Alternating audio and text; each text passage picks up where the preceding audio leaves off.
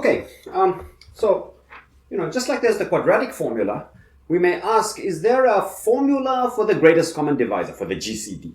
It turns out that there's no formula. You can't plug in m and n into some formula and out pops the GCD. But there's something that's close to a formula. It's about as close as we can get to a formula. So, and we're led to this quote-unquote formula via Euclid's algorithm. That's how beautiful this algorithm is. It's so fundamental. Okay, so Euclid's algorithm,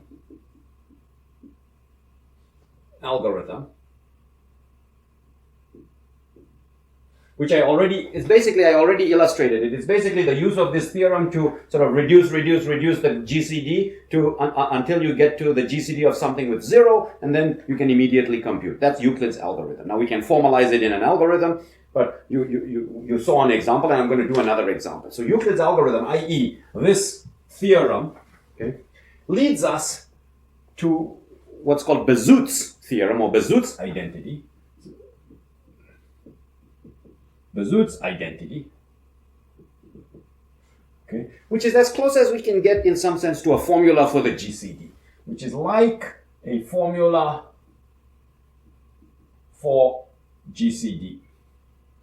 Okay, and it's kind of like a power tool in number theory, and divisibility theory, and so on and so forth. So, if you intend to go into cryptography, you need to know Bezout's identity. You need to know these basic theorems. Okay, so let's do another example. So let's compute the GCD of, I'm going to say 42 and 108. Okay, so I'm going to compute the GCD of 42 and 108, and let's bring in another color. Okay. And let's apply that theorem. The theorem says, divide 108 by 42, so you get 84 plus a remainder of 24. So this is, the GCD of 24 and 42. Okay. Now, I'm going to pause, and I'm going to tell you how we got this number 24. The reason we got this number 24 is because 24, okay, is equal to 2 times 40 is equal to 108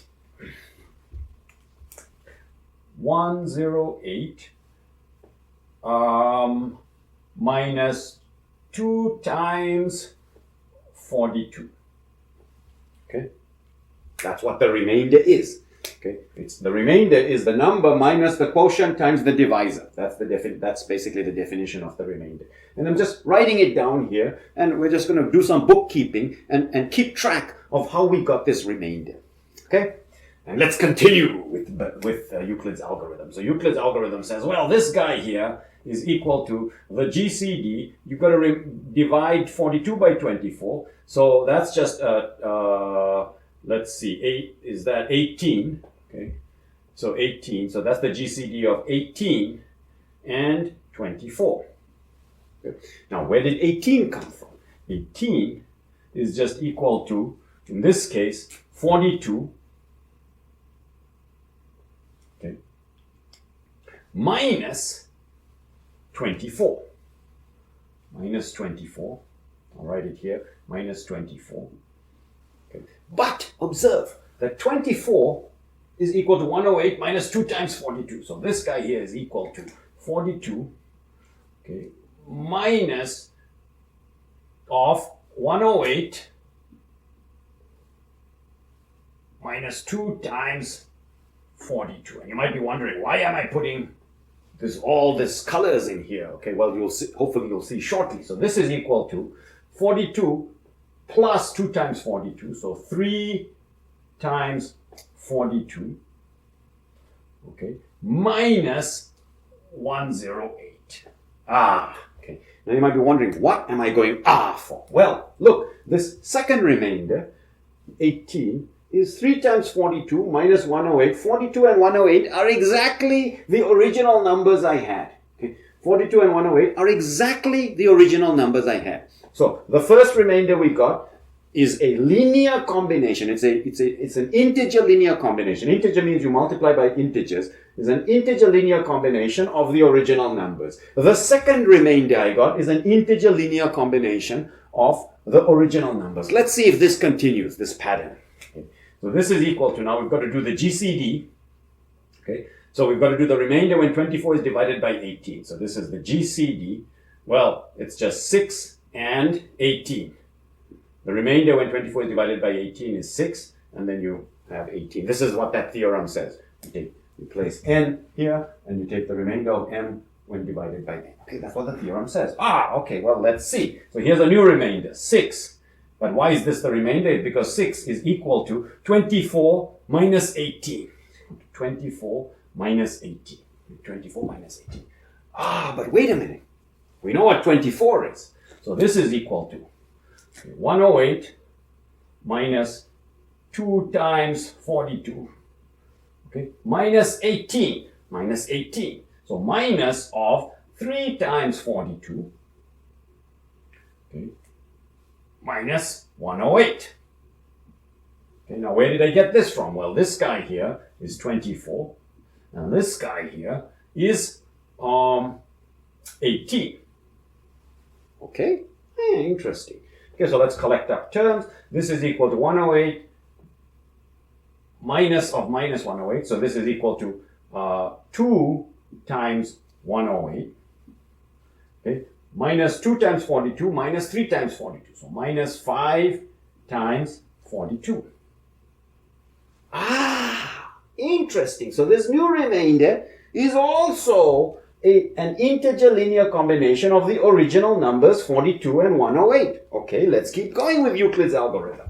Euclid's algorithm next says that I have to do the GCD of 18 divided by 6, but that has of the remainder when 18 is divided by 6, but that remainder is 0 and 6. And this we know how to do. This is just equal to 6.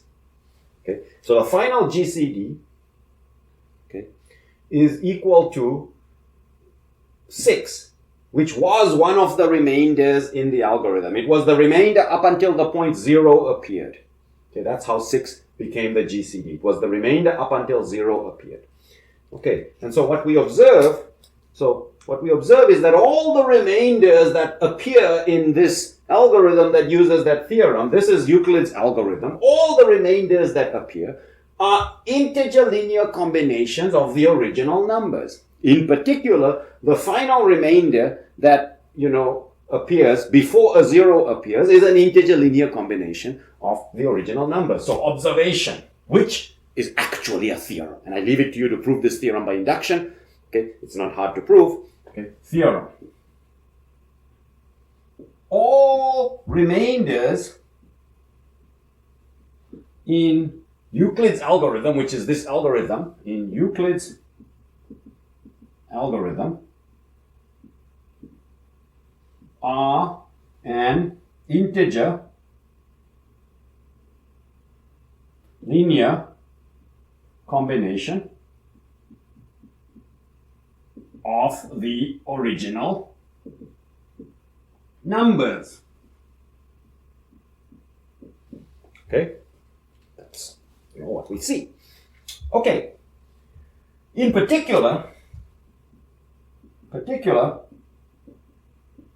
the last remainder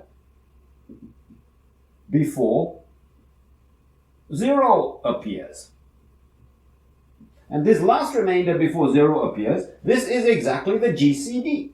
Because that's what once 0 appears, it allows us to instantly compute the GCD. Okay. So what this means is that since all the remainders are integer linear combinations, and the last one that gives us the GCD is an integer linear combination, this means that the GCD of m and n is some integer linear combination, some positive integer linear combination of m and n is equal to, mx plus ny, where x and y are integers.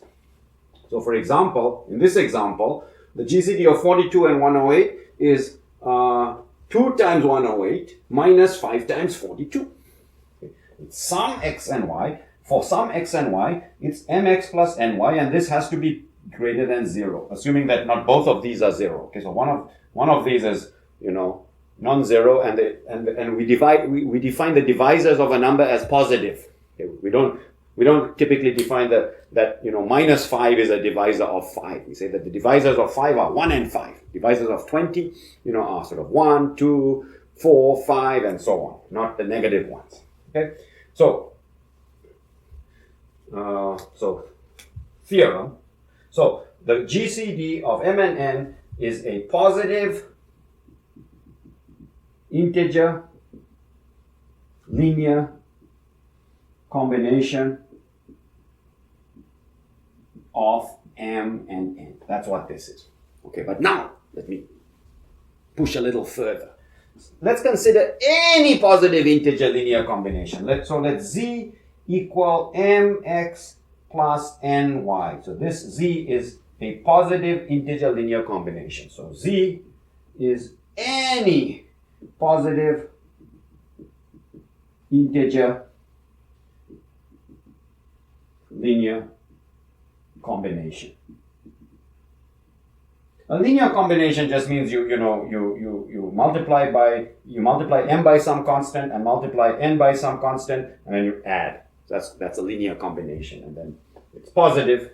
Okay, and the reason it's called an integer linear combination is because you're multiplying by x and y, which are integers. Okay, so let Z be any positive integer linear combination. Then let's look at this. Okay, so the GCD divides mx. Okay, because the GCD of m and n divides mx because it divides m. GCD divides m, so it divides mx. The GCD of m and n divides ny because it divides n. Okay, so if it divides n, it divides any multiple of n. Okay, so this means if it divides mx and if it divides ny, then it divides the sum. This means that the GCD of mn, okay, which is a positive number, divides z, because it divides each of the terms that add up to z. So if it divides each of the terms that add up to z, it must divide the sum, which is z. But how is it possible that the GCD divides z? That can only be possible if the GCD is at most z. So this means that the GCD of m and n is at most z. Okay. So what have we shown? That if you consider any positive linear combination of m and n, it cannot be less than the GCD. So it means that the GCD is a positive linear combination, and no positive linear combination can be less than that. So this is the smallest positive linear combination of m and n. So the GCD of m and n is the smallest positive linear combination of m and n. Wow. Okay, so let's summarize that in a theorem. That's called Bezout's identity, and we've just proved it. Now you can see the formal proof of Bezout's identity in the text. Okay, we've basically more or less proved it. Okay, so we're going to state it as a theorem. It's so fundamental. It's kind of like a formula for the GCD, and I'll explain to you what I mean by that. You can use it in a formula when it comes to derivations. Okay, so Bezout's theorem, or Bezout's identity. Bezout's identity. Okay, the GCD of m and n is equal to mx plus ny, where x and y are integers. Okay, and it's the smallest such positive linear combination. Bezout's identity says that the GCD of m and n is in particular, and so this is a positive linear integer linear combination, and it's the smallest such positive integer linear combination, and there is no smaller positive integer linear combination. Okay, so in particular, any linear combination, any positive linear combination, any positive linear combination, z, which is equal to mx prime plus ny, must be a multiple must be a multiple of the GCD of M and N. Interesting. So this is Bezout's identity. Now, why do I say it's almost a formula for the GCD? Because it writes the GCD as a specific expression. It's like a formula for where you plug in M and N and it's equal to mx plus ny. The problem is we don't know, it doesn't give us an explicit formula for x and y. We just know that x and y exist. So if we could compute x and y very quickly, then we would have a formula. It's just that we don't know specifically what x and y are. Okay, so that's Bezout's identity. Okay, and so let's keep Bezout's identity here and do some examples.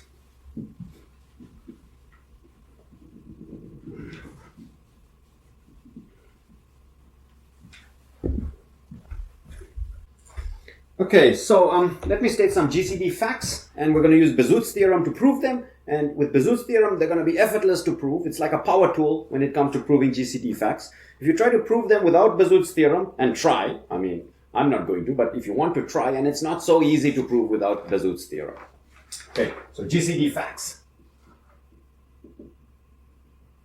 Okay, now I'm going to state these as facts. Okay, so they're worth keeping in mind, worth remembering. The first fact, GCD of M and N is equal to the GCD of the remainder when N is divided by M and M. Okay, this we already proved. So I'll check it. So this we already proved. Okay. Now, the GCD is the largest common divisor, but it turns out that much more is true. Every common divisor divides the GCD. So 2. Every common divisor of M and N divides the GCD of M and N. Wow! So try to prove that without Bezout's theorem. We'll prove that very shortly. But if you look at the examples that we have done and you look at every common divisor, it is the case that every the GCD is a multiple of all the smaller common divisors. 3. Okay. The GCD of K times M, K times N. So if you take M and N and multiply them both by K, you can just multiply the GCD. This is K times the GCD of M and N. I'll leave that for you to prove. So I'll put a tick mark here because I'm going to leave it for you to prove. It's not a hard proof. Okay, I'm going to leave it for you to prove. Try proving it any way you want. I suggest Bezout. We'll see a few proofs. Okay, I'll prove 2 very shortly. Okay, so I'm just listing the facts. 4. If GCD of L and M is equal to 1, so L and M are relatively prime, and GCD of L and N, so L and N are also relatively prime, equals 1, then GCD of L and Mn equals 1. So then L is relatively prime to the product. Okay. So L and M have no common factors bigger than 1. L and N have no common factors bigger than 1. So L and the product Mn also has no common factors bigger than 1. And finally, the most important GCD fact, which is sometimes called Euclid's lemma, or a generalization of which is sometimes called Euclid's lemma. 5. If, some divisor divides the product M and M times N. So if you divide a product and the divisor D is relatively prime to one of those guys, let's say M, and GCD of, D and M equals 1, then D divides N. So if D is relatively prime to M, then it must be the case that D divides N. Okay. So let's prove 2, 4, and 5, and it's kind of effortless to prove them using Bezout. Okay. So every common divisor of M and N divides GCD of M and N. So what? The GCD of M and N is equal to mx plus ny for some integers. So if you have a common divisor divides M, so it divides this guy. A common divisor divides N, so it divides this guy. So any common divisor divides each of these terms, so it divides the sum. Any common divisor divides mx and ny, so therefore it divides the sum. What does that mean? If it divides the sum, it divides the GCD. End of proof. One line. Okay, so this is the proof of 2. So check mark. Okay. Let's look at the GCD of L and M. So let's prove 4. The GCD of L and M is equal to 1. So GCD of L and M is equal to 1. That means that, you know, there's Lx plus My, which equals 1. Okay, because the GCD is 1 and it's equal to an integer linear combination. GCD of L and N equals 1. So that means that there's Lx prime plus Ny prime, which is equal to 1. Let's multiply both. So multiply the left. Lx plus My times Lx prime plus Ny prime is equal to 1 times 1. Okay, but what's this? This is L times x. Okay, so let's multiply it all out. This is Lx times Ly, so it's Lx times Lx prime plus Lx times Ny prime plus My times Lx prime, My times Lx prime plus My times Ny prime, My times Ny prime. Okay, so this is equal to L times xx prime L, so times L xx prime plus L times, you know, xny prime plus L times myx prime, so myx prime plus mn times y prime. So that's this product, and this product equals 1. But observe, here's L and here's mn. And this is an integer, and this is an integer. So we have an integer linear combination of L and mn. And that integer linear combination of L and mn equals 1. And there's no integer linear combination that can be smaller than 1 if it has to be positive. Therefore, this is the smallest integer linear combination of L and mn. But that's the GCD. That's what Bezout says. Bezout says the GCD is the smallest positive integer linear combination. So therefore, the GCD of L and mn equals 1. The GCD of L and mn equals 1. And that proves this GCD fact. So if L and M are relatively prime, L and N are relatively prime, then L and Mn are relatively prime. Now for the most important guy, Euclid's lemma. Okay. So 5. Okay. GCD of D and M equals 1. So that means that, you know, 1 is equal to x d plus dx plus my. Okay. GCD of D and M is 1, so it's equal to dx plus my for some x and y, integer linear combination. So the GCD, this is like a formula. Okay, and we know that, let's multiply both sides by n. So this means that n is equal to, okay, dnx plus mny. Now let's look at the right-hand side. Well, this is clearly divisible by d, okay, because it's a multiple of d. So this is divisible by d. Divisible by d. This is also divisible by d because d divides mn. That's part of the assumption in GCD fact 5. So this is divisible by d. So d divides this guy, d divides that guy, so d divides the sum. But if d divides the sum, that sum equals n, so d divides n. i.e. d divides sum, which means d divides n. That's what we wanted to prove, that d divides n. So we have proof. So let's put it in a box, because these are fairly important GCD facts. We're going to keep it here. Box says, Malik, don't erase. Okay, so we can erase all of this, and then I'm going to come back and I'm going to show you that, you know, number theory, the GCD, Bezout's identity, it's been in the movies. Okay, and then we're going to finally prove the fundamental theorem of arithmetic part 2, which says that, you know, the way in which we can factor any number into primes is basically unique.